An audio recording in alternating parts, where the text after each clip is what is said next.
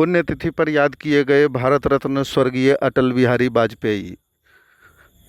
मोकामा के हाथीदह में मुखिया संघ अध्यक्ष व हाथीदह के मुखिया शशि शंकर शर्मा के आवास पर उनकी अध्यक्षता में एक कार्यक्रम का आयोजन किया गया, जिसमें पूर्व प्रधानमंत्री भारत रत्न स्वर्गीय अटल बिहारी वाजपेयी को उनकी पुण्यतिथि पर श्रद्धा सुमन अर्पित की गई। इस मौके पर मंडल अध्यक्ष अविनाश कुमार चंदन, वरिष्ठ भाजपा नेता संजीव मंगलम, लखीसराय के भाजपा के जिला प्रभारी संजय कुमार, नीतीश पांडे, जन्मेजय कुमार पंकज, रोशन कुमार, कुमोद कुमार समेत कई भाजपाई उपस्थित थे। वहीं तमाम भाजपाइयों के अलावा स्थानीय ग्रामीणों ने भी भारत रत्न स्वर्गीय अटल बिहारी वाजपेयी को श्रद्धा सुमन अर्पित किया। वक्ताओं ने अपने विचार इस दौरान साझा करते हुए अटल जी के जीवन चरित्र का वर्णन किया, उनके विचारों का वर्णन किया। लोगों को इससे काफ़ी जानकारी भी मिली। आपको भी ज़रूर सुनना चाहिए। अटल बिहारी वाजपेयी को यूं तो शब्दों में समेटना मुश्किल है, लेकिन निश्चित रूप जिन से वक्ताओं ने राजनीति के कहा है वट वृक्ष में सुनकर आपको कुछ लाभ अवश्य प्राप्त अटल होगा। बिहारी वाजपेयी के रूप में जिस शाख का, जिस छांव का, जिस फल का हम परिकल्पना कर सकते हैं, सबों में उत्तम मैं बार बार मेरा मानस अंगीकार करता है और श्रद्धा सुमन अर्पित करता है। जब देश को एक सशक्त नेतृत्व की आवश्यकता थी, उस परिदृश्य में जहां क्षेत्रीय दलों का प्रादुर्भाव हुआ था और राष्ट्रीय महत्व की चीज़ें पीछे छूट गई थी, भारतीय लोकतंत्र को स्थापित करने के लिए एक से अधिक दलों का एक साझा कार्यक्रम बनाकर कॉमन मिनिमम एजेंडा के आधार पर अगर एक मजबूत सरकार 4.5 वर्ष से अधिक समय तक भारत को अगर किसी ने देने का साहस दिखाया था तो वो हमारे अटल बिहारी वाजपेयी। साहित्य के क्षेत्र में हम सब जानते हैं कि उनकी लेखनी जिस प्रकार की आभा उगलती थी, जिस प्रकार का उन्होंने रचना किया है, वह आने वाले कई सदियों तक भारत के प्रेरणा का पुंज रहेगा। हम सब उससे मार्गदर्शन पाते रहेंगे। आज आजाद शत्रु के नाम से दूसरे दल विचारधारा के लोग भी राजनीतिक पृष्ठभूमि पर अटल बिहारी वाजपेयी को मानते और जानते हैं।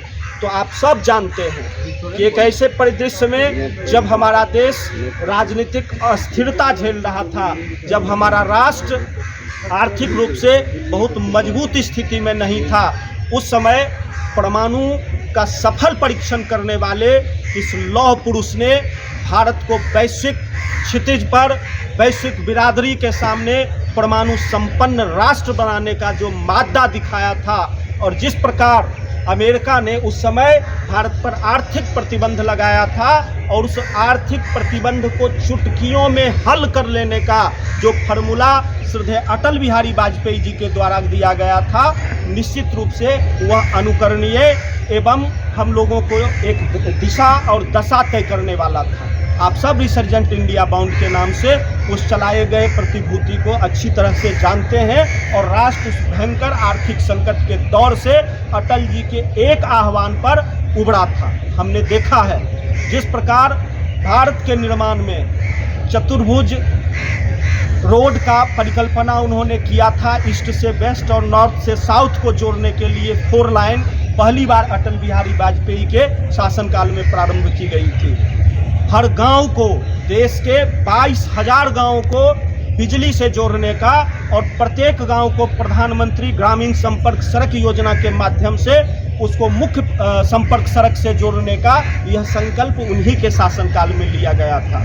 तो एक राजनेता के रूप में, एक कवि के रूप में, एक भारत माँ के सपूत के रूप में जिस प्रकार भी उनके चरित्र का हम अध्ययन करते हैं, मनन करते हैं, चिंतन करते हैं, तो हमको एक संपूर्ण मानव दिखाई दे जाते हैं। और निश्चित रूप से अटल एक व्यक्ति नहीं, अटल एक पद एक प्रधानमंत्री नहीं बल्कि अटल एक नीति है, अटल जीने का एक शैली है, अटल भारत के कण कण में, यहाँ के क्षण क्षण में विद्यमान है।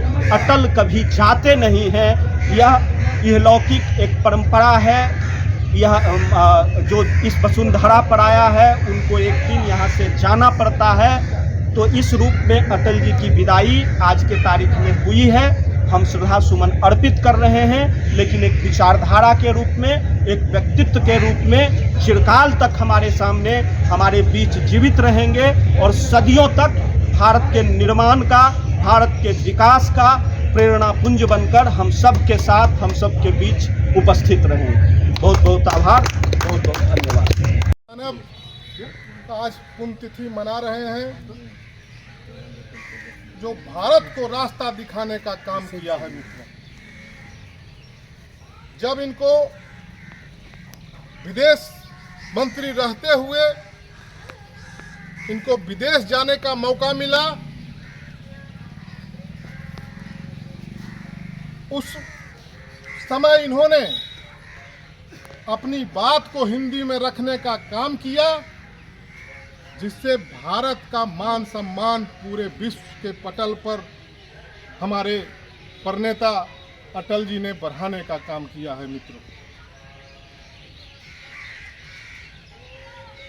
ये प्रखर वक्ता थे, ये एक ओजस्वी कवि थे और उससे बड़ा ये प्रखर राजनेता थे मित्रों। जिस क्षेत्र में इनको आका जाए सभी क्षेत्र के ये महारत हासिल किए हुए थे। पहली बार इन्होंने जब सांसद बनने के बाद इनका जो गुण था परिलक्षित हुआ संसद में, और इनको पहचानने का काम सब लोगों ने किया मित्रों। मैं डिटेल्स नहीं जाना चाहता हूं, पूरा विवरण सब लोग अटल जी के बारे में जानते हैं कि अटल जी का जन्म कहाँ हुआ। अटल जी आरएसएस से जुड़े, आरएसएस के बाद इन्होंने जब राष्ट्रीय स्वयंसेवक संघ का स्थापना हुआ, स्थापना काल से ही ये महामानव राष्ट्र का सेवा करने के लिए ये जनसंघ में जुड़े।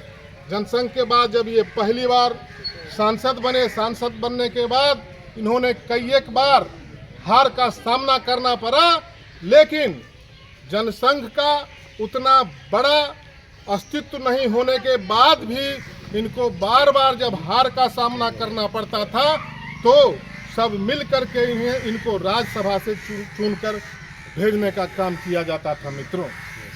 और जब मुरारजी देसाई के नेतृत्व में सरकार बना जनता पार्टी का, उस समय इनसे पूछा गया, लोग मंत्री बनने के लिए ललायित होते हैं कि कौन मंत्री हम बने, हमको कुछ मंत्रालय मिल जाए, लेकिन इनके द्वारा इनको तत्कालीन प्रधानमंत्री जी के द्वारा पूछा गया कि आप कौन मंत्रालय लीजिएगा, रक्षा मंत्रालय लीजिएगा या विदेश मंत्रालय लीजिएगा। इनको विदेश क्षेत्र में काफ़ी रुचि था मित्रों, और इनको विदेश मंत्रालय मिला और ये अपना भारत को विश्व के पटल पर नाम बनाने का काम, पहचान दिलाने का काम हमारे श्रद्धेय अटल बिहारी वाजपेयी जी ने किया मित्रों। उसके बाद फिर जब जनता पार्टी का संगठन, पार्टी का सरकार बिखर गया, सरकार बिखरने के बाद फिर इनके नेतृत्व में 6 अप्रैल 1980 को भारतीय जनता पार्टी का गठन हुआ मित्रों। गठन करने के बाद 2 सांसद जीत के भारतीय जनता पार्टी का आया। 2 सांसद जीतने के बाद फिर 1996 में सरकार 13 दिन के लिए इनके नेतृत्व में बना, फिर 13 महीने के लिए 1998 में सरकार बना, और फिर 99 में जाकर 4.5 साल यानी पूर्ण कार्यकाल अपना जो समय होता है पूरा किए हैं। और ये पहला प्रधानमंत्री भारत का हुए जो कि गैर कांग्रेसी हुए, जो कि अपना कार्यकाल को पूरा किया और देश ही नहीं दुनिया को दिखाने का काम किया कि भारत भी कोई चीज़ है मित्रों। और सबसे बड़ी चीज़ थी कि इनके मन में राष्ट्र प्रथम का भाव था मित्रों, राष्ट्र प्रथम का भाव था। और राष्ट्र प्रथम के भाव को लेकर जब से ये जनसंघ से जुड़े, आरएसएस से जुड़े, तब से इन्होंने राष्ट्र को सजाने का परिकल्पना करते रहे। और जब इनको साढ़े 4 साल का कार्यकाल इन्होंने बनाया, मतलब रहा, उस समय इन्होंने भारत को सजाने का एक प्रारूप तैयार कर दिया। और वो प्रारूप था मित्रों, इन्होंने अटल पेंशन योजना लागू किया। हमारे शशि शंकर शर्मा जी बोल रहे थे कि स्वर्णिम चतुर्भुज योजना, स्वर्णिम चतुर्भुज योजना, इनके मन में सोच था कि चारों दिशा को, चारों महानगर को, चेन्नई से लेकर के मुंबई को, और ये चारों को जोड़ने का काम करेंगे तो ये कनेक्टिविटी होगा, तो देश मेरा विकसित होगा, देश मेरा विकसित होगा। घर घर बिजली देने के लिए इन्होंने तत्परता दिखाई और दूरसंचार माध्यम को इन्होंने तेजी से लागू करने का काम किया और जाल बिछाने का काम किया। ये BSNL से हटाकर प्राइवेट सेक्टर में लाने का काम करा। उसी के बदौलत हम लोग आज जो ये मोबाइल देख रहे हैं, ये सोच हमारे अटल बिहारी वाजपेयी जी का ही था मित्रों, जिसके तहत आज हम लोग एक सुलभ संचार का व्यवस्था हम लोग देख रहे हैं और कर रहे हैं। और ये अंत्योदय का परिकल्पना हमारे प्रणेता पंडित दीनदयाल उपाध्याय जी का सपना था। इसका नींव भी हमारे स्वर्गीय अटल बिहारी वाजपेयी जी ने, श्रद्धेय अटल बिहारी वाजपेयी जी ने रखने का काम किया और उसको फलीभूत करने का काम अभी तत्कालीन प्रधानमंत्री हमारे नरेंद्र मोदी जी ने करने का काम किए, जिसके बदौलत मुफ्त में राशन आज प्रदेश के 70% लोगों को मिल रहा है मित्रों। और जो श्रद्धेय अटल बिहारी वाजपेयी जी का अधूरा सपना था, इनके द्वारा नींव रखने का जो नींव रखा गया था, उसको पूरा करने का काम हमारे प्रधानमंत्री जी आज कर रहे हैं। और ये समता में विश्वास रखते थे, ये समता में विश्वास रखते थे। ये मतलब इनका परिकल्पना था कि जितना बड़ा संगठन होगा, सभी जाति में समरसता मिलेगा, उतना ही देश मेरा आगे बढ़ेगा। तो ये समरस समाज का स्थापना का परिकल्पना भी हमारे श्रद्धेय अटल बिहारी वाजपेयी जी के मन में था मित्रों, श्रद्धेय अटल बिहारी वाजपेयी जी के मन में था। तभी ये सबको साथ लेके चलने का नीति इनको मालूम था, तभी ये 24 पार्टी के साथ NDA गठबंधन के तहत सरकार को अच्छे ढंग से चलाने का काम किया मित्रों।